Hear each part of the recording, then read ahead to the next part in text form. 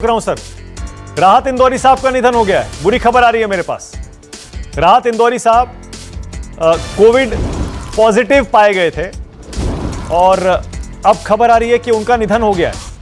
बहुत ही बुरी खबर। राहत इंदौरी साहब की शायरी सुन सुनकर हम सब बड़े हुए हैं और कोरोना की वजह से उनकी मृत्यु हो गई है। अब यह खबर आ रही है मेरे पास, बहुत ही बुरी खबर। राहत इंदौरी साहब का निधन हो गया है। मैं अभी पता लगाने की कोशिश कर रहा हूं कि वो फिलहाल कहां थे, कौन से शहर में थे और कौन से अस्पताल में थे, लेकिन इस बात की पुष्टि हो चुकी है कि राहत इंदौरी साहब अब हमारे बीच नहीं रहे। इंदौर के एक अस्पताल में भर्ती थे, मुझे यह बताया गया है। इंदौर के एक अस्पताल में राहत इंदौरी साहब भर्ती थे और कोविड-19 पॉजिटिव थे, उन्हें कोरोना हो गया था। अभी फिलहाल यह भी पता लगाने की कोशिश की जा रही है कि क्या उन्हें और भी कोई बीमारियां थी। विपिन श्रीवास्तव और जानकारी के साथ जुड़ गए हैं। विपिन, जरा बताइए विपिन, क्या खबर आ रही है और कैसे राहत इंदौरी साहब का निधन हुआ? क्या हुआ था उन्हें? कोरोना के अलावा भी और कोई बीमारी थी क्या? देखिए, बिल्कुल राहत इंदौरी मशहूर शायर है। इनको कोरोना संक्रमण की कल इनकी पुष्टि हुई थी और इनको भर्ती किया गया था, लेकिन इनका बताया जा रहा है कि इनका हार्ट अटैक से निधन हुआ है, क्योंकि इनको हार्ट की बीमारी लंबे समय से थी। अभी इस बात की पुष्टि जो है डॉक्टर विनोद भंडारी उन्होंने की है कि इनका निधन हुआ है, लेकिन अभी जो प्रारंभिक जानकारी ये मिल रही है कि उनको उनकी जो निधन है वो हार्ट अटैक से हुआ है। हालांकि उनको भर्ती किया गया था कोरोना के संक्रमण को देखते हुए। जब उनकी कल रिपोर्ट आई थी तभी उनको भर्ती कर दिया गया था। कुछ समय पहले जब उनको महसूस हुआ था इस बात का, उन्होंने खुद ट्वीट के जरिए जिक्र किया कि उनको कोरोना के प्रारंभिक लक्षण मिले हैं, जिसको लेकर उन्होंने खुद इसकी रिपोर्ट की और रिपोर्ट करने आने के बाद उन्होंने उनको भर्ती किया गया। लेकिन अभी इस बात पर जो संशय बना हुआ है, क्योंकि कल ही उनको भर्ती किया गया, तो आज जिस तरह से उनका अब से कुछ देर पहले इस बात की जानकारी मिली कि उनका निधन हो चुका है, तो कहीं ना कहीं बताया जा रहा है। अभी इस बात की पुष्टि जो है पूरी तरह से नहीं हो पाई है कि वजह क्या रही, लेकिन हार्ट के पेशेंट हैं और इसलिए माना जा रहा है कि उनको हार्ट अटैक आया था। अभी इस बात की जानकारी अभी सूचित किया जाएगा और कुछ देर बाद इसका भी पुलिस इस बात के साथ साथ जो डॉक्टर्स हैं वो इस बात को स्पष्ट करेंगे कि आखिरकार वजह क्या थी। लेकिन ये बड़ा दुखद है कि एक मशहूर शायर है राहत इंदौरी, जिनका यहाँ पर निधन होने की खबर मिल रही है। तो साफ तौर पर इनकी तमाम जो शायरी को लेकर पूरे देश भर में और तमाम देश के बाहर भी इनकी शायरी मशहूर हुआ करती थी राहत इंदौरी की। लेकिन अगर इस तरह की उनका निधन होना कहीं ना कहीं दुख जताया जा रहा है कि राहत इंदौरी अब इस दुनिया में नहीं रहे। जी, मेरे साथ मेरे सहयोगी राजीव रंजन भी जुड़ गए हैं। राजीव, बहुत ही बुरी खबर है। राहत इंदौरी साहब को कोई उर्दू के जानकार के तौर पर याद करेगा, कोई उनको मशहूर शायर के नाम पर याद करेगा, कोई उनको उनकी फिल्मों के लिए याद करेगा। राजीव, आप कैसे याद करेंगे? देखिए, माना कि इसमें कोई दो राय नहीं कि आज के दौर के सबसे बड़े हिंदुस्तान के शायर राहत इंदौरी हैं और न्यूज 24 पे कई बार वो हमारे चैनल पे आ चुके हैं कार्यक्रम में।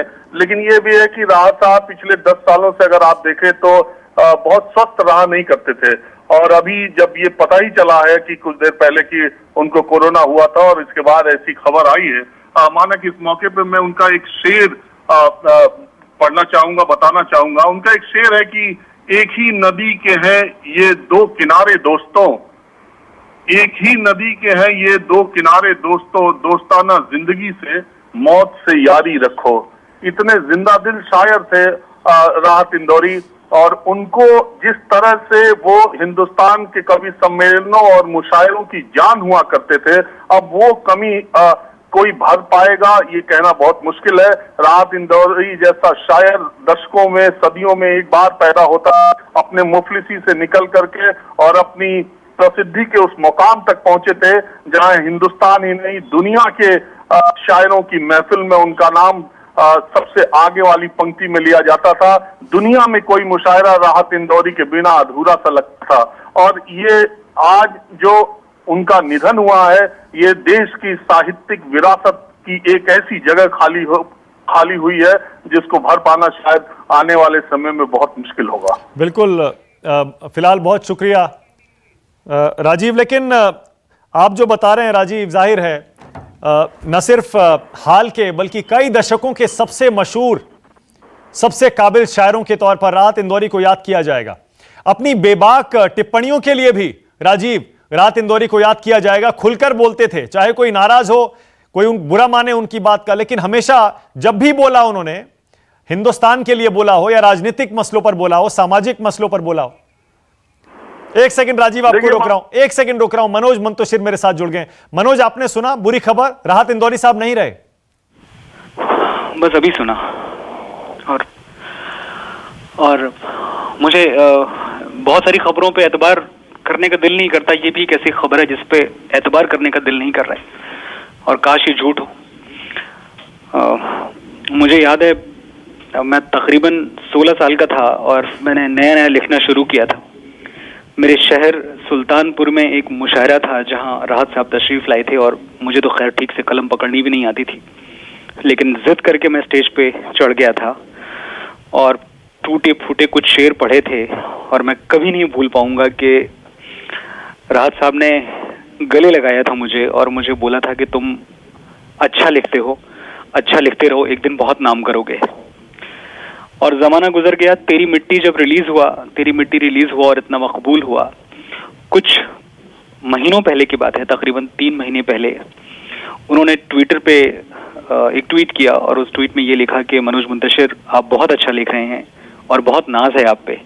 वो भूल चुके थे कि ये वही 16 साल का लड़का है जिसको उन्होंने सुल्तानपुर के एक मुशायरे में दुआएं दी थी। उन्हें बिल्कुल याद नहीं था, लेकिन जब मैंने वो ट्वीट देखा है तो मुझे लगा कि एक बहुत बड़ा इनाम मुझे हासिल हो गया। और तेरी मिट्टी लिखने का जो मकसद था, तेरी मिट्टी लिखने के लिए जो एक रिडीम होना होता है, वो हो गया। मैं एक ही चीज मुझे याद आती है इस वक्त राहत साहब की, उनका एक शेर था कि जनाजे पे मेरे लिख देना यारों, जनाजे पे मेरे लिख देना यारों, मोहब्बत करने वाला जा रहा है। तो एक मोहब्बत करने वाला शायर जिसने तन मन धन से हिंदुस्तानियत में बिलीव किया, हिंदुस्तान की मिट्टी में यकीन रखा, कभी किसी एक तरफ नहीं बहा, कभी किसी एक हवा में नहीं बहा, बेखौफ रहा, निडर रहा, जो दिल में आया बोला, जो महसूस किया वो कहा। ऐसी आवाज हम सदियों सदियों जिएंगे, लेकिन अब दूसरा राहत इंदौरी हमें नसीब नहीं होगा। खत्म हो गई कहानी, वो पन्ना बंद हो गया अब। मनोज, मैं वही बता रहा था, अभी मैं राजीव रंजन मेरे सहयोगी मेरे साथ हैं, अभी मैं याद कर रहा था राजीव के साथ कि कैसे अक्सर राजनीतिक मुद्दों पर भी खुलकर बोलते थे राहत इंदौरी साहब। न्यूज़ 24 पर भी कई शोज़ में आए, खास शो में आए, इंटरव्यू भी दिए, और एक शेर वो अक्सर सुनाते थे राजीव, आपको याद होगा, बन के एक हादसा बाजार में आ जाएगा, जो नहीं होगा वो अखबार में आ जाएगा, चोर उचक्कों की करो कद्र के मालूम नहीं, कौन कब कौन सी सरकार में आ जाएगा। राजीव, आपको याद है, खुलकर अक्सर बेबाक बोलते थे। बिल्कुल मानक, मैं आपको बता दूं, राजीव का फोन कट गया। मनोज हमारे साथ ही रहिएगा, कुमार विश्वास भी मेरे साथ जुड़ गए। कुमार, आपने सुनी बुरी खबर? मानक, मेरे लिए तो पर्सनली बहुत बड़ा लॉस का वक्त है, और खासतौर पर कोरोना ने पहली बार मतलब पर्सनल जिंदगी को छुआ है, क्योंकि आप सब भी जानते हैं कि पिछले 10-15 साल में सबसे ज्यादा